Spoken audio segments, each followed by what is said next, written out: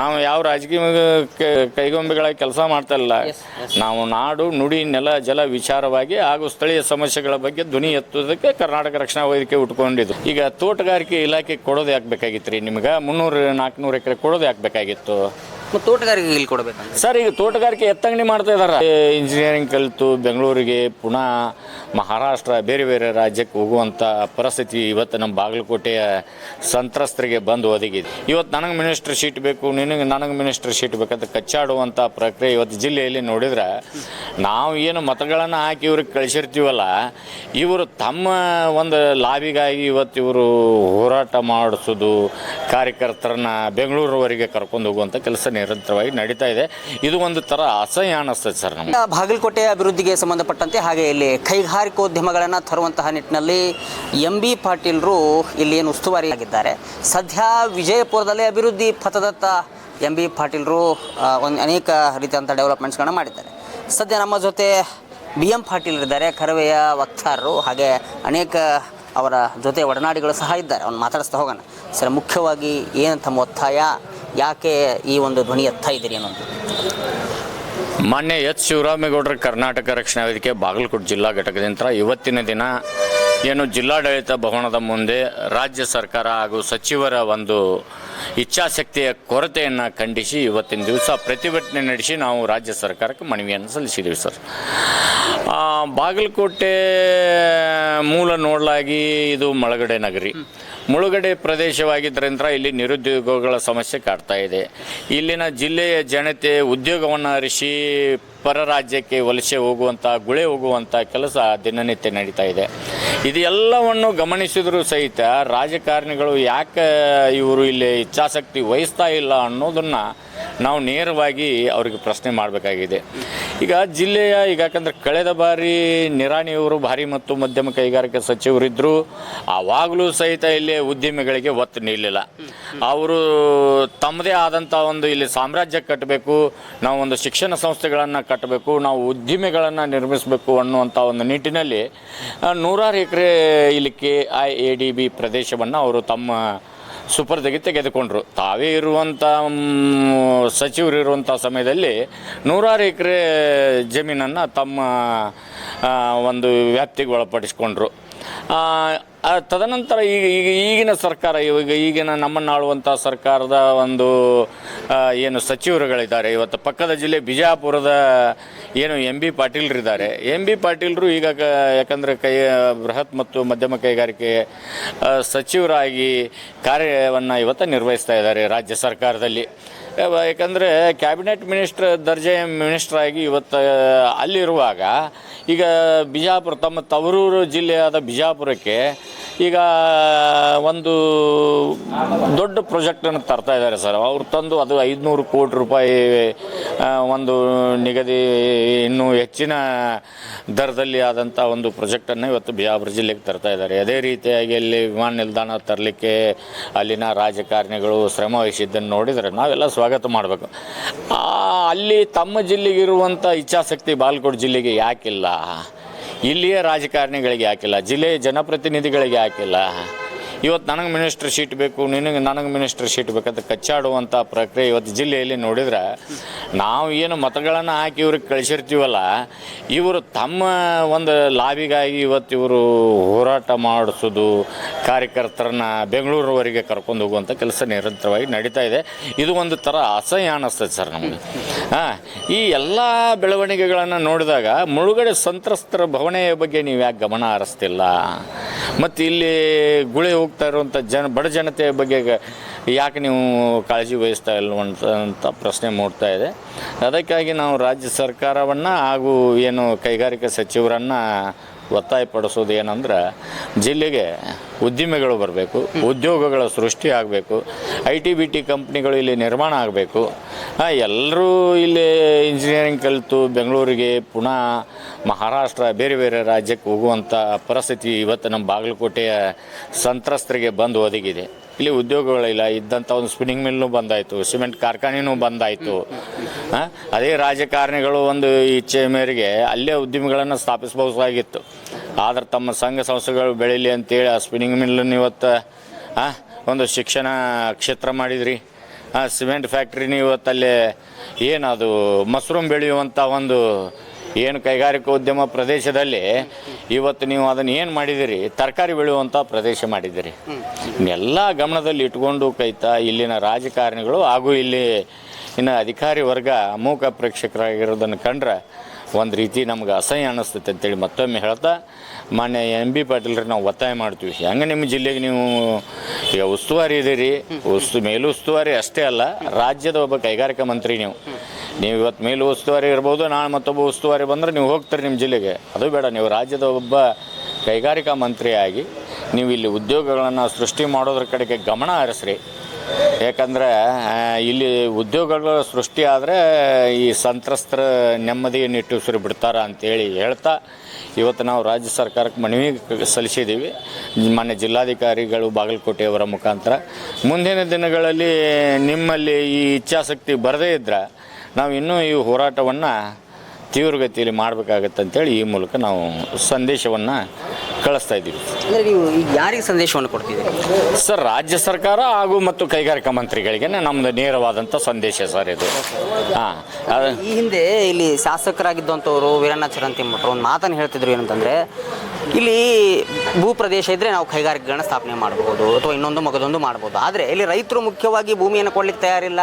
ಆ ಹಿಂದಿನ ಶಾಸಕರು ಅವರನ್ನು ಅಂದರೆ ಕೆಲವಷ್ಟು ರೈತರನ್ನ ಎತ್ಕಟ್ಟಿ ಆ ಒಂದು ತಂದಂತಹ ಕೈಗಾರಿಕೆಯನ್ನು ಮತ್ತೆ ಬಂದ್ ಮಾಡಿದರು ಅಂತ ಇಂಥೆಲ್ಲ ಪ್ರಶ್ನೆಗಳಿಗೆ ಕೇಳ್ತಿದ್ದಾರೆ ಸರ್.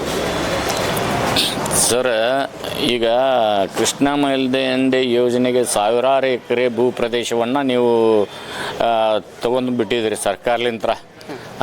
ಕಡಿಮೆ ಬೆಲೆಯಲ್ಲಿ ರೈತರಿಗೆ ಅನ್ಯಾಯ ಮಾಡಿ ಈಗ ಸರ್ಕಾರ ತೆಗೆದುಕೊಂಡು ಏನು ನಮ್ಮ ಕೃಷ್ಣಾ ಮೇಲ್ದಂಡೆ ಯೋಜನೆಗೆ ಪುನರ್ವಸತಿ ಹಾಗೂ ಪುನರ್ ನಿರ್ಮಾಣಕ್ಕೆ ಬಳಕೆ ಮಾಡ್ಕೊಂಡಿರಿ. ಈಗ ತೋಟಗಾರಿಕೆ ಇಲಾಖೆಗೆ ಕೊಡೋದು ಯಾಕೆ ಬೇಕಾಗಿತ್ತು ರೀ ನಿಮ್ಗೆ? 300-400 ಎಕರೆ ಕೊಡೋದು ಯಾಕೆ ಬೇಕಾಗಿತ್ತು? ತೋಟಗಾರಿಕೆ ಇಲ್ಲಿ ಕೊಡಬೇಕು ಸರ್. ಈಗ ತೋಟಗಾರಿಕೆ ಎತ್ತಂಗಡಿ ಮಾಡ್ತಾ ಇದಾರ. ಎಲ್ಲಿದು ತರುವಾಗ ಅಷ್ಟೇ ನಿಮ್ಗೆ ಆ ವಿಷಯ ಗೊತ್ತಿರ್ಬೋದು ಅಂತ ತಿಳಿದೀನಿ ನಾನು. ತೋಟಗಾರಿಕೆ ಎತ್ತಂಗಡಿ ಮಾಡಕತ್ತಿದ್ದಾರೆ ಈಗ ಅಲ್ಲಿ. ಅಲ್ಲಿ ಏನಿಲ್ಲ, ಲಾಸ್ಟಿಗೆ ದನದ ಕೊಟ್ಟಿಗೆ ಅಂತಾರಲ್ಲ, ಆ ರೀತಿ ಮಾಡಿ ಅದನ್ನು ಸಹಿತ ಸ್ಕ್ವೇರ್ ಫೀಟ್ನಾಗ ಇನ್ನು ಮಾರಾಟ ಮಾಡಿ ಇದನ್ನೊಂದು ಬಿಸ್ನೆಸ್ ಮಾಡುವಂಥ ಲೆಕ್ಕಕ್ಕೈತಿ. ಈಗ ನೋಡ್ರಿ, ನಮ್ಮ ಮುಳುಗಡೆ ಪ್ರದೇಶಕ್ಕೆ ಎಷ್ಟು ಭೂಮಿ ಬೇಕಾಗಿತ್ತು ಅವಾಗಿನ ಸರ್ವೆ ಮಾಡಿದಾಗ 1,00,000 ಕುಟುಂಬ ಸಂತ್ರಸ್ತರಿಗೆ ನಿವೇಶನ ಹಂಚಿಕೆ ಮಾಡುವಷ್ಟು ಭೂಮಿಯನ್ನು ಅವತ್ತಿನ ಅಧಿಕಾರಿಗಳು, IAS ಅಧಿಕಾರಿಗಳು ಅದನ್ನು ಆಗಾಗಲೇ ಪ್ರಾಜೆಕ್ಟ್ ರಿಪೋರ್ಟ್ ರೆಡಿ ಮಾಡಿದ್ರು ಅವರು. ಇವತ್ತು ಎಲ್ಲಿಗೆ ಬಂದು ಹತ್ತಿದೆ? ಎಲ್ಲಿಗೆ ಬಂದು ಹತ್ತತ್ರಿ ನಮ್ಮ ಬಾಗಲಕೋಟೆದು? ನೀವು ಭೂಮಿ ತಗೊಳೋದು ಈ ರೀತಿ ಹೇಳಿಕೆ ಉತ್ತರ ಕೊಡ್ತಿರಲ್ಲ, ಅದು ಸಮಂಜಸವಾದ ಉತ್ತರ ಅಲ್ಲ ಸರ್. ಅಲ್ಲ, ನೀವು ಅವಾಗಲೇ ನೀವು ಏನು ಆವಾಗ ಮೊನ್ನೆ ವೀರಣ್ಣ ಚರಂತಿಮಠರು ಇರ್ಬೋದು, ಮತ್ತು ಹಿಂದಿನ ಶಾಸಕರು ಇರ್ಬೋದು, ಮೊನ್ನೆ HY ಮೇಟಿಯವರು ಇರ್ಬೋದು, ಹೌದಾ? ಇವತ್ತು ಮೆಡಿಕಲ್ ಕಾಲೇಜ್ ರೀ, ಇವತ್ತು ಮೆಡಿಕಲ್ ಕಾಲೇಜ್ ಬಂತಿಲ್ಲ. ಕನ್ನಡ ಪರ ಹೋರಾಟಗಾರರ ಒಂದು ಹೋರಾಟದ ಪ್ರತಿಫಲವಾಗಿ ಇವತ್ತು ಜಿಲ್ಲೆಗೆ ಮೆಡಿಕಲ್ ಕಾಲೇಜ್ ಬಂತು. ಅದು ಹೆಮ್ಮೆ ವಿಷಯ. ಯಾರದಂತಂದ್ರೆ ಅವ್ರಿಗೆ ನಾವು ಗೌರವನ ಸ್ವಾಗತವನ್ನು ಮಾಡಲೇಬೇಕು. ನಾವು ಯಾವ ರಾಜಕೀಯ ಕೈಗೊಂಬೆಗಳಾಗಿ ಕೆಲಸ ಮಾಡ್ತಾ ಇಲ್ಲ. ನಾವು ನಾಡು, ನುಡಿ, ನೆಲ, ಜಲ ವಿಚಾರವಾಗಿ ಹಾಗೂ ಸ್ಥಳೀಯ ಸಮಸ್ಯೆಗಳ ಬಗ್ಗೆ ಧ್ವನಿ ಎತ್ತುವುದಕ್ಕೆ ಕರ್ನಾಟಕ ರಕ್ಷಣಾ ವೇದಿಕೆ ಉಟ್ಕೊಂಡಿದ್ದು. ಸಾಮಾಜಿಕ ಕಳಕಳಿಯನ್ನು ಇಟ್ಕೊಂಡು ನಾವು ಹೋರಾಟಗಳನ್ನು ಮಾಡ್ತೀವಿ. ಯಾವುದೇ ಸ್ವಾರ್ಥ ಇಟ್ಕೊಂಡು ಇಲ್ಲಿ ಹೋರಾಟಗಳನ್ನು ಮಾಡಂಗಿಲ್ಲ. ನಾನು ಅದನ್ನೇ ಪ್ರಶ್ನೆ ಮಾಡ್ತಿಲ್ಲ. ಈಗ ತಂದ್ರಿ, ಏನು ಮಾಡಿದ್ರಿ? 300 ಎಕರೆ ತಂದ್ರಿ, ಈಗ ವಾಪಸ್ ಮತ್ತೆ ಸರ್ಕಾರಕ್ಕೆ ಕೊಟ್ರಿ. 200 ಎಕರೆ ಸರ್ಕಾರಕ್ಕೆ ಕೊಟ್ರಿ. ಮತ್ತೆ ಅಲ್ಲಿ ಮೆಡಿಕಲ್ ಕಾಲೇಜ್ ಸ್ಥಾಪನೆ ಆಯ್ತು. ಈಗ ಅದೇ ತೋಟಗಾರಿಕೆಯನ್ನು ತಗೊಳ್ರಿ ನೀವು. ಯಾವುದೇ ಸರ್ಕಾರ ಇರಲಿ, ಇವತ್ತು ಅವ್ರದಾರ ಇವ್ರದಾರ, ನಮ್ಗೆ ಅದು ಬೇಕಾಗಿಲ್ಲ. ಅದನ್ನೇ ತೊಗೊಂಡ್ಕೆ ನೀವು ಉದ್ಯಮಗಳನ್ನು ಸ್ಥಾಪನೆ ಮಾಡಿರಿ, ಯಾರು ಬೇಡಂತಾರ. ಮತ್ತು ರೈತರು ಕೊಡೋಂಗಿಲ್ಲ ಹಿಂಗಂದಾಗ ಅದನ್ನು ಅಲ್ಲೇ ರಾಜಕೀಯ ತಂದು ಹೋಗಿಸೋದ್ರಾಗ ಅರ್ಥ ಇರೋಂಗಿಲ್ಲ. ಇವತ್ತು ರೈತರ ಭೂಮಿನ ತೊಗೊಂಡ್ಕೇರಿ ನೀವು ಪುನರ್ವಸತಿಗಳನ್ನು ಕಲ್ಪಿಸಕತ್ತೀರಿ. ಮತ್ತು ರೈತರ ಭೂಮಿ ಕೊಳ್ಳಾರ್ದು ಎಲ್ಲಿದು ಬಂತಿದ್ದು? ಆಕಾಶಲಿಂತ್ರ ಕೆಳಗೆ ಬಂತ, ಹಂಗೆ ಮಳೆ ರೂಪದಾಗ ಬಂತ ಹೆಂಗ್ರಿ? ಅದಕ್ಕೆ ನೋಡ್ರಿ, ಅದನ್ನ ಒಂದು ರಾಜಕಾರಣಿಗಳಿಗೆ ಏನಾಗತ್ತೆ ರೀ, ಅವರು ಸಮಯನ ನೋಡ್ಕೊಂಡು ಮಾತಾಡ್ತಾರ. ಅಧಿಕಾರ ಇದ್ದಾಗ ಒಂಥರ ಭರವಸೆಗಳನ್ನು ಕೊಡ್ತಾರ, ಅಧಿಕಾರ ಕಳ್ಕೊಂಡಾಗ ಒಂದು ವಿರೋಧ ಪಕ್ಷರನ್ನ ಟೀಕಿಸುವಂಥದ್ದು ಅದು ರಾಜಕೀಯ. ಅದಕ್ಕೆ ರಾಜಕೀಯ ಅನ್ನೋದು. ಅದಕ್ಕೆ ನಾವೇನಂತೀವಿ, ಇವತ್ತು ಸಂತ್ರಸ್ತರ ಹಿತದೃಷ್ಟಿಯಿಂದ ಈಗ ನೋಡ್ರಿ, ನಾವು ಕಳೆದ ಬಾರಿ ನಿರಾಣಿಯವರಿದ್ದರು, ಅವರಿದ್ದಾಗ ಉದ್ಯಮಿಗಳನ್ನು ತರಬೇಕಾಗಿತ್ತು, ಅವರು ತರಲಿಲ್ಲ. ರಾಜ್ಯದ ಭಾರಿ ಮತ್ತು ಮಧ್ಯಮ ಕೈಗಾರಿಕೆ ಸಚಿವನ ಹಚ್ಕೊಂಡ್ರು, ಜಿಲ್ಲಾ ಉಸ್ತುವಾರಿಯನ್ನು ವಹಿಸ್ಕೊಂಡ್ರು ಕೆಲವು ದಿವಸ. ಇವತ್ತಿನ ಎಂ ಬಿ ಪಾಟೀಲ್ರು ಇವತ್ತು ರಾಜ್ಯ ಮತ್ತು ಇದು ಬೃಹತ್ ಮತ್ತು ಮಧ್ಯಮ ಕೈಗಾರಿಕೆ ಸಚಿವರಾಗಿದ್ದಾರೆ. ಇವರು ಇಚ್ಛಾಶಕ್ತಿ ತೋರ್ಬೇಕು ಸರ್. ಬಾಗಲಕೋಟೆ ಜಿಲ್ಲೆದು ಈಗ ಏಷ್ಯಾದಾಗ ನಮ್ಮದು ಕೃಷ್ಣಾ ಮೇಲ್ದಂಡೆ ಯೋಜನೆ ದೊಡ್ಡ ಪ್ರಮಾಣದ ಬೃಹತ್ ಆದಂಥ ಪ್ರಾಜೆಕ್ಟ್ ಸರ್ ಇದು. ಮತ್ತು ಇಲ್ಲಿ ಮನೆ ಮಠ ಕಳ್ಕೊಂಡಿರುವಂಥ ಸಂತ್ರಸ್ತರಿಗೆ ಇನ್ನೂ ಇಲ್ಲಿ ಸಂತ್ರಸ್ತರಿಗೆ ನಿವೇಶನಗಳು ಸಿಕ್ಕಿಲ್ಲ. ಮೂಲ ಸಂತ್ರಸ್ತರು ಸತ್ತು ಹೋಗಿದಾರ, ಅಂಥವ್ರಿಗೆ ಇನ್ನೂ ನಿವೇಶನ ದೊರಕಿಲ್ಲ. ಬರೀ ರೈತರ ಭೂಮಿ ಕೊಡಂಗಿಲ್ಲ ಅನ್ನೋದು ಅದೊಂದು ಕಡೆ ಇರಲಿ. ಯಾಕಂದರೆ ಇನ್ನೊಂದು ಏನಿದೆ ಸರ್, ಮುಳುಗಡೆ ಒಳಗೆ ಈಗ ನಾವು ಹಿನ್ನೀರು ಬಂದು ನಿಂದಿರುವಂಥ ಪ್ರದೇಶವನ್ನು ಅದು ಉತ್ತಮ ಬೆಳೆ ಬೆಳೆಯುವಂಥ ಭೂಮಿ ಆಗಿರ್ಬೋದು, ಇನ್ನಿತರ ಭೂಮಿ ಆಗಿರ್ಬೋದು, ಅದನ್ನು ಒತ್ತಾಯ ಪಡಿಸೋಂಗಿಲ್ಲ. ಅದನ್ನು ಆವಾಗಲೇ ಬಿಟ್ಟು ಕೊಡಬೇಕಾಗತ್ತೆ. ನೀರಾವರಿ ಯೋಜನೆಗಳು ಬಂದಾಗ, ಇಂಥ ಮುಳುಗಡೆಗಳು ಬಂದಾಗ, ಹಿಂಗೆ ಜಲಾಶಯಗಳು ಕಟ್ಟುವಂಥ ಸಂದರ್ಭದಾಗ ರಾಜ್ಯದ ರೈತರ ಹಿತಾಸಕ್ತಿ ಮೇರೆಗೆ ಅದನ್ನು ಕಟ್ಟಿರ್ತಾರೆ. ಈಗ ನಾವು ಹಂಗೆ ಭೂಮಿ ಯಾಕಂದ್ರೆ ಈಗ ಪುನರ್ವಸತಿಯನ್ನು ಕಲ್ಪಿಸ್ಬೇಕಾತಂದ್ರೆ ಫಲವತ್ತಾದ ಭೂಮಿ ಅದಕ್ಕೆ ಅವಶ್ಯಕತೆ ಇಲ್ಲ. ಫಲವತ್ತಾದ ಭೂಮಿನೇ ಬೇಕಂತೇನಿಲ್ಲ. ಬೇರೆ ಕಡೆ ಭೂಮಿ ಹಿಡೀರಿ ನೀವು. ಯಾಕೆಲ್ಲ ಇಲ್ಲಿ ಹೋಗ್ರಿ, ಸುಳಿಕೆರೆ ಹತ್ರ ಗುಡ್ಡ ಅದಾವು, ನೀಲಕೆರೆ ಹತ್ರ ಗುಡ್ಡ ಅದಾವು, ಕಡೆ ಸೀಮಿಕೇರಿ ಕಡೆ ಹೋಗ್ರಿ, ಬೈಪಾಸ್ನಾಗ ಗುಡ್ಡ ಅದಾವು. ಯಾಕೆ ಇಲ್ಲಿ ಮಾಡಕ್ಕೆ ಬೇಡ ಅಂತಾರೆ ನಿಮ್ಮ ಕೈಗಾರಿಕೋದ್ಯಮಗಳನ್ನ? ಮಾಡಕ್ಕೆ ಬೇಡ ಅಂತಾರ?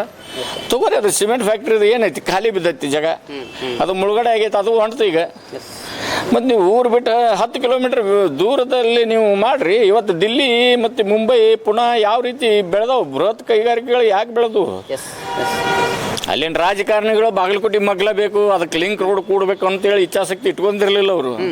ನೀವು 10 ಕಿಲೋಮೀಟ್ರ್ ಬಿಟ್ಟು ಕಟ್ಟಿದ್ರು ಸಹಿತ ಉದ್ಯಮಿಗಳನ್ನು ಸ್ಥಾಪಿಸಿದ್ರೆ ನಾಳೆ ಅಲ್ಲಿ ಮಟನೂ ನಮ್ಮ ಬಾಗಲಕೋಟೆ ಡೆವಲಪ್ಮೆಂಟ್ ಆಗ್ತಾ ಹೋಗುತ್ತೆ. ಮತ್ತು ನಾವು ಹೇಳಕ್ಕೆ ನೀವು ಯಾಕಂದ್ರೆ ಬ್ಯಾಗ್ ಬಟ್ ಇಟ್ಕೊಂಡು ಚೀಪ್ ಕುಂದ್ರುವಂಥ ಕೂಸುಗಳಲ್ಲ ನೀವು. ಹೌದಪ್ಪ, ಏನೂ ತಿಳಿಯಂಗಿಲ್ಲ ಅಂತವ್ರು ಪ್ರಜ್ಞಾವಂತರು ನೀವು. ನಿಮ್ಗೆ ಏನಾಗ್ಬಿಡ್ತೈತಿ, ಸಾಮಾನ್ಯರಿದ್ದಾಗ ಸಾರ್ವಜನಿಕರ ಬಗ್ಗೆ ಅತೀ ಕಾಳಜಿ ಉಕ್ಕಿ ಬಂದುಬಿಡ್ತೈತಿ. ಅಧಿಕಾರ ಬಂದಗಳೇನೆ ನಿಮ್ಗೆ ಬಂದುಬಿಡುತ್ತೆ, ಅಹಂಕಾರ ಬಂದುಬಿಡುತ್ತೆ. ಅದು ನಿಲ್ಲಬೇಕ್ರಿ ಮೊದಲಿಗೆ, ಅದು ನಿಲ್ಲಬೇಕು. ನಮ್ಮ ಊರು, ನಮ್ಮ ರಾಜ್ಯ, ನಮ್ಮ ಜಿಲ್ಲೆ ಅನ್ನುವಂಥ ಇಚ್ಛಾಶಕ್ತಿ ಇಟ್ಕೊಂಡು ನೀವು ಕೈಗಾರಿಕೋದ್ಯಮಗಳನ್ನು ತಂದ್ರೆ ಇಲ್ಲಿ ಉದ್ಯಮಿಗಳು ಸೃಷ್ಟಿಯಾಗಬೇಕು, ಉದ್ಯೋಗಗಳು ಸೃಷ್ಟಿಯಾಗಬೇಕು. ಮುಂದಿನ ದಿನಗಳಲ್ಲಿ ಪ್ರಾಮುಖ್ಯತೆ ವಹಿಸಿ ಇದನ್ನು ನೀವು ಸರ್ಕಾರ ಮತ್ತು ಅಧಿಕಾರಿಗಳು ಹಾಗೂ ಏನು ಸಚಿವರುಗಳಿದ್ದೀರಿ ಜಿಲ್ಲೆಗೆ ಪ್ರಾತಿನಿಧ್ಯ ಕೊಟ್ಟು ಇಲ್ಲಿ ಕೆಲಸ ಮಾಡ್ರಿ ಅಂತೇಳಿ ನಾವು ಒತ್ತಾಯ ಮಾಡ್ತೀವಿ. ಇದೇ ರೀತಿ ಮುಂದುವರೆದ್ರೆ ಈ ಹೋರಾಟ ಇನ್ನೂ ತೀವ್ರ ಮತ್ತು ಉಗ್ರ ರೂಪ ತಾಳತ್ತಂತೇಳಿ ನಾವು ಈ ಮೂಲಕ ಸಂದೇಶವನ್ನು. Okay sir, thank you. ಇದಿಷ್ಟು ಕರವೆಯ ವಕ್ತಾರರಾಗಿರುವಂತಹ BM ಪಾಟೀಲ್ರ ಮಾತುಗಳಾಗಿತ್ತು. ಸದ್ಯ ಬಾಗಲಕೋಟೆ ಮುಳುಗಡೆ ನಗರಿ, ಇಲ್ಲಿ ಅನೇಕ ಜನ ನಿರುದ್ಯೋಗಿಗಳಿದ್ದಾರೆ. ಬೇರೆ ಬೇರೆ ಉದ್ಯೋಗವನ್ನು ಅರಿಸಿ ಬಾಂಬೆ, ಪೂನಾ ಮತ್ತು ಬೆಂಗಳೂರಿನತ್ತ ಹೋಗ್ತಾ ಇದ್ದಾರೆ. ಆದರೆ ಬಾಗಲಕೋಟೆಯಲ್ಲೇ ಕೈಗಾರಿಕೆಗಳು ಆದರೆ ಇಲ್ಲಿನ ನಿರುದ್ಯೋಗಿಗಳಿಗೆ ಉದ್ಯೋಗ ಕೊಟ್ಟಂತಾಗುತ್ತೆ. ಇಲ್ಲಿನ ಜನನಾಯಕರಿಗೆ ಒಂದಿಷ್ಟು ಈಗ ಬುದ್ಧಿ ಬರಬೇಕಾಗಿದೆ ಅನ್ನುವಂತಹ ಮಾತುಗಳನ್ನು BM ಪಾಟೀಲ್ರು ಮಾತನಾಡಿದ್ದಾರೆ. ಸದ್ಯ BM ಪಾಟೀಲ್ ಅವರು ಈ ಕ್ಷೇತ್ರಕ್ಕೆ ಬಂದಿದ್ದಾರೆ. ಸದ್ಯ ಈ ಕ್ಷೇತ್ರವನ್ನು ಬಿಜಾಪುರ ಏನು ಭಾಗಗಳಲ್ಲಿ ಅಂತ ಅಭಿವೃದ್ಧಿ ಮಾಡಿದ್ದೀರಿ, ಆ ನಿಟ್ಟಿನಲ್ಲಿ ಬಾಗಲಕೋಟೆಯನ್ನು ಸಹ ಅಭಿವೃದ್ಧಿ ಪದದತ್ತ ಕೈಗೊಳ್ಳಿ ಅಂತ ಹೇಳಿ ಮಾತುಗಳಾಗಿತ್ತು. ಮತ್ತೊಂದು ಭಿನ್ನವಾಗಿರುವಂತಹ ವರದಿಯೊಂದಿಗೆ ಮತ್ತೆ ಬರ್ತೀನಿ. ಅಲ್ಲಿವರೆಗೂ ನಮಸ್ಕಾರ. ವಂದೇ ಮಾತರಂ.